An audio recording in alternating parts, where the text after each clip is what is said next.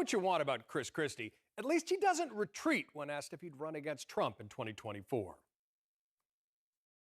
Would you run if Trump runs? Sure. Oh, so you'll run against Donald Trump? Sure. Where's the camera? Put this camera on Chris Christie's face. You'll run against Donald Trump? Yes. Okay.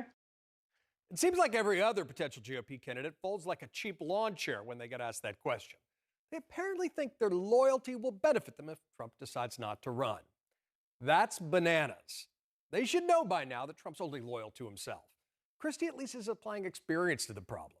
He's probably known that backing the Donald was a bad idea since his body language stole the show at that rambling 2016 press conference.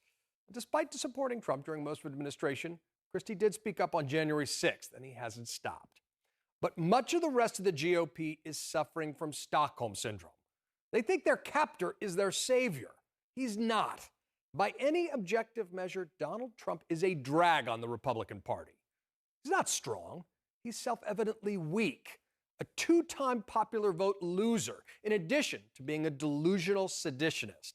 But because Republicans are afraid of his base, they either can't see it or won't admit it. Take a look at that much ballyhooed two-point win in Virginia by Glenn Youngkin. He refused to campaign with Trump, didn't want to be seen with the guy, and he outperformed Donald Trump in every single county in Virginia. He won over suburban and swing voters who viewed Trump as toxic. Yes, Trump is deliriously popular with the base, but there's already evidence of a clear lane for a GOP candidate not named Donald Trump. Take a closer look at this September poll from CNN.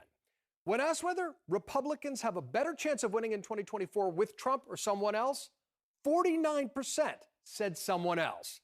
That's basically half the GOP, just waiting for a compelling alternative.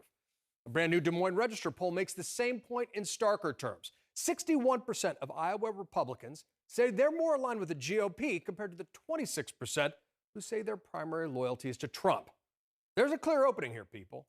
And Trump's weakness as a general election candidate is already evident. Remember, he's massively unpopular with the American people as a whole.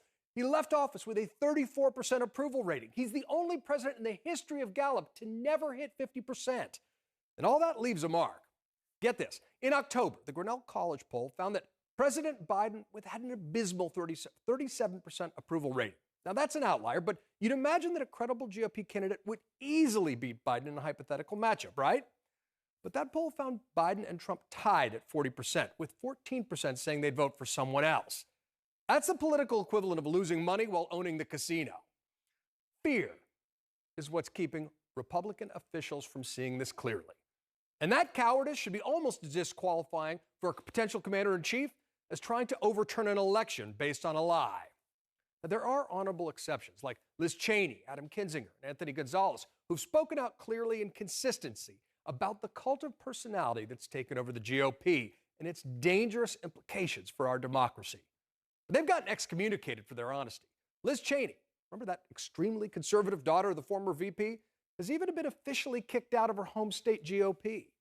But what if she and other red state never-Trumpers ran as independents in the general election? There's every reason to think their name ID and principled independence would be rewarded outside those Republican primaries. After all, that's what Alaska Senator Lisa Murkowski did when she lost a primary to a Tea Party hardliner in 2010, and she won re-election as a write-in candidate. That's one way to try to break the Stockholm Syndrome that's captured the GOP. Because we need more principled independence in our politics, just as our country needs two sane parties to survive. And it is self-evidently insane to treat a failed ex-president who tried to overturn an election as the inevitable next nominee. Nothing's inevitable. And if conservative means anything, it means trying to conserve our basic system of government.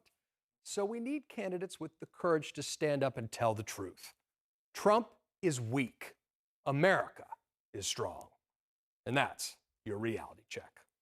Look, what's telling is if and when another nationally prominent Republican, in addition to Chris Christie, stands up and says a similar thing, if ever. I think that really bears watching. There's a lane there. Stand up. Let's have a real race. John Allen, thank you very much.